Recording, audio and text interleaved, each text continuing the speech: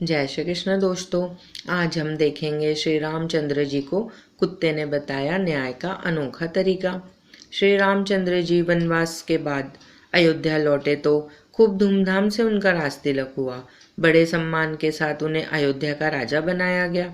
राजगद्दी पर बैठने के बाद उन्होंने लक्ष्मण जी को आदेश दिया हुआ था कि भोजन करने से पहले देखो हमारे द्वार पर कोई भूखा तो नहीं है। एक दिन की बात है, लक्ष्मण जी ने श्री रामचंद्र जी से कहा, मैं अभी आवाज लगाकर आया हूँ, कोई भी भूखा नहीं है।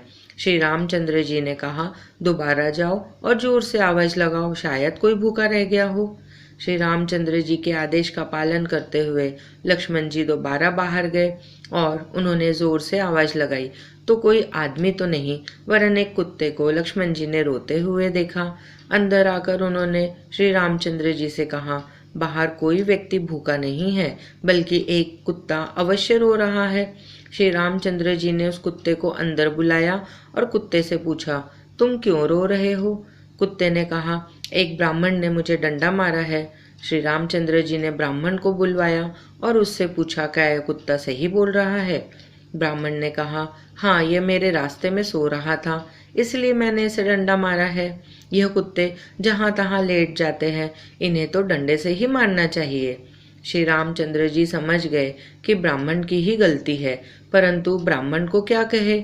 सो उन्होंने कुत्ते को पूछा, ब्राह्मण ने तुम्हें डंडा मारा तो तुम क्या चाहते हो? कुत्ते ने कहा, भगवान इसे मठाधीश बना दीजिए। कुत्ते की बात सुनकर भगवान मुस्कुरा दिए और मुस्कुराते हुए कुत्ते से पूछा, इस ब्राह्मण ने तुम्हें डंडा मारा, बदले में तुम इसे मठाधीश बनाना चाहते हो? मठाधीश बनने से इसकी बहुत सेवा होगी, काफी चेले बन जाएंगे, इससे तुम्हारा क्या फायदा होगा?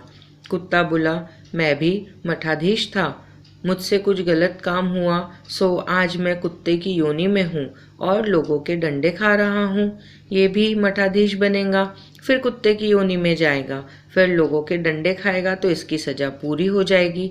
और इस तरह एक कुत्ते ने श्री रामचंद्र जी को न्याय का वर्णन किया। जय श्री कृष्ण दोस्तों।